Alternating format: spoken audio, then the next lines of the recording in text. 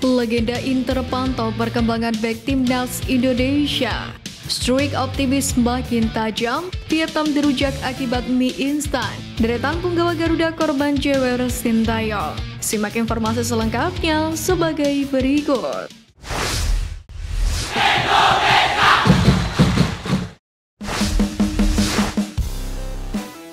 Streak optimis makin tajam, Vietnam dirujak akibat mie instan.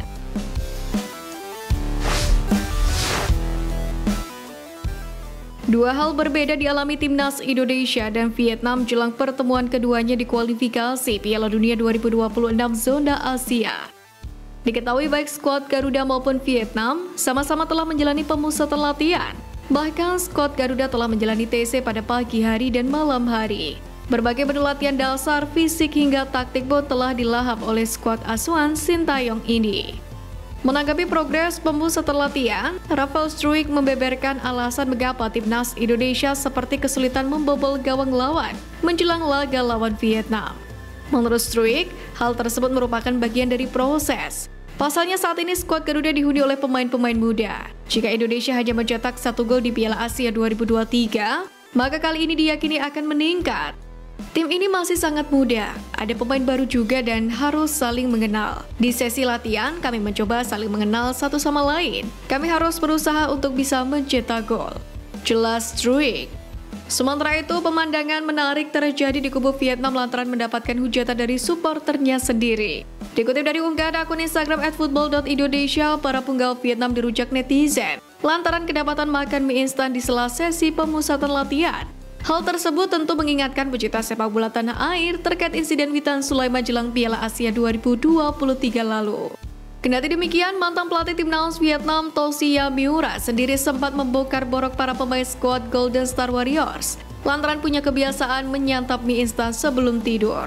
Dikutip dari CNN, Tosia Miura mengaku menyesal telah menerima tawaran melatih sebagai pengganti Hoang Van Phuc pada 2014. Dan kini Vietnam di bawah asuhan Philippe Troussier dianggap mengalami kemunduran lantaran para pemain tidak memiliki disiplin tinggi hingga mengalami penurunan performa.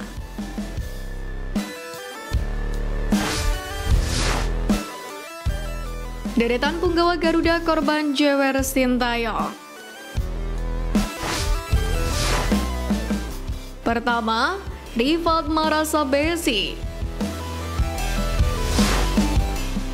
Pada Mei 2021, ex-pemain Borneo FC ini dijewer Sintayong di hadapan rekan-rekannya gara-gara tidak menjaga pola makan. Bahkan kelakuan Rifat ini sampai dijadikan pemberitaan oleh tim media PSSI. Sintayong pun menegaskan penting bagi pemain untuk menjaga pola makan.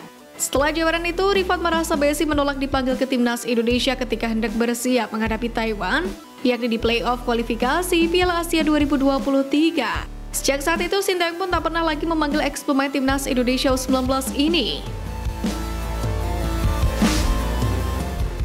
Kedua, Ramadan Sananta. Striker muda Ramadan Sananta terkena jeweran Sintayong karena dianggap tidak fokus selama menjalani pemusatan latihan. Hal itu terjadi lusa kemarin kala skuad Garuda menjalani TC perdana jelang menghadapi Vietnam. Selain menjewer, dalam beberapa momen Sintayong juga tampak mencekik Ramadan Sananta. Namun hal tersebut dilakukan tidak atas dasar emosi. Baik Sintayong dan Sananta serta punggawa Garuda lain pun saling tertawa melihat tingkah tersebut. Ketiga, Rizky Ridho. Berbeda dengan dua nama sebelumnya, bek Persija Jakarta ini dijewer Sintayong karena lupa dengan pertanyaan yang dilontarkan wartawan di sesi konferensi jelang laga timnas Indonesia U23 versus timnas Taiwan U23. Usut punya usut, rupanya Sintayong pernah menjabarkan alasannya gemar menjewer telinga pemain timnas Indonesia. Dalam sebuah wawancara pada tahun 2022 lalu, ia menjelaskan jika menjewer adalah salah satu bentuk komunikasinya dengan para pemain. Sebagai pelatih yang berasal dari negara lain, Sintayong tidak pandai berbicara dengan bahasa Indonesia. Jadi untuk memberitahu para pemain bahwa mereka melakukan kesalahan, salah satu cara yang dilakukan adalah dengan menjewer telinga.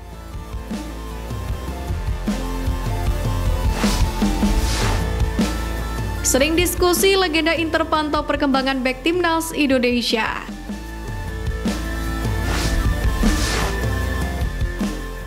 Fakta menarik datang dari bek baru timnas Indonesia JIZES. Ia mengaku sering berdiskusi dengan bek legendaris Kolombia, Ivan Cordoba, yang kini menjabat sebagai Direktur Olahraga Venezia.